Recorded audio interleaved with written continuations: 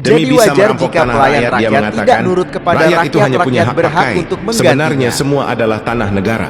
Lalu kemudian berkata lagi, dari mana jalannya tanah warisanmu? Emangnya mbahmu menciptakan tanah? Okelah, kita berikan pencerahan kepada mereka.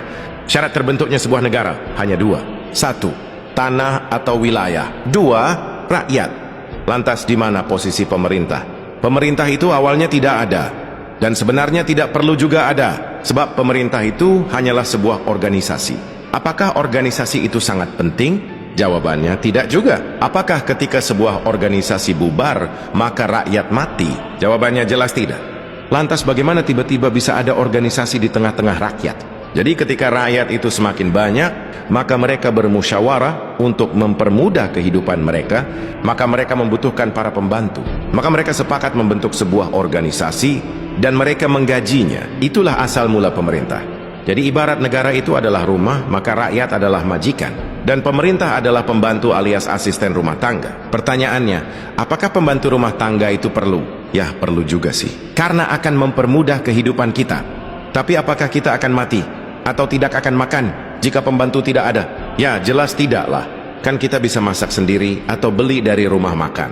Jadi seperti itulah peranan pemerintah di tengah-tengah rakyat. Nah, masalahnya para pelayan di negara kita ini dari awalnya sudah sangat culas. Jadi mereka sering menyamakan pemerintah sama dengan negara. Disinilah awal mula kesesatannya. Sehingga mereka berpikir berarti tanah negara adalah tanah pemerintah. Boom, hancur sudah kan? Mereka salah persepsi.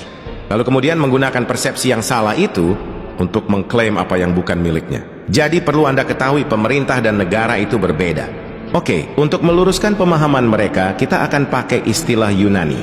Sebab Yunani adalah pusat filosofi dunia, di mana hampir semua konstitusi negara-negara di dunia itu diadopsi dari filsafat Yunani. Jadi negara dalam bahasa Yunani disebut hora. Hora artinya adalah tanah atau wilayah tempat tinggal manusia alias rakyat, kampung halaman atau negeri. Kemudian rakyat dalam bahasa Yunani disebut demos. Nah, jadi jika Anda menyebutkan kata demokrasi atau negara demokrasi, itu artinya kedaulatan rakyat. Sebab demokrasi berasal dari dua kata, yaitu demos dan kratos. Demos artinya rakyat. Kratos artinya majikan, pemilik, pencipta, tuan, dewa, ataupun Tuhan. Ini sejalan dengan filosofi Latin, yaitu Vox Populi, Vox Dei. Artinya suara rakyat adalah suara Tuhan, atau kehendak rakyat adalah kehendak Tuhan.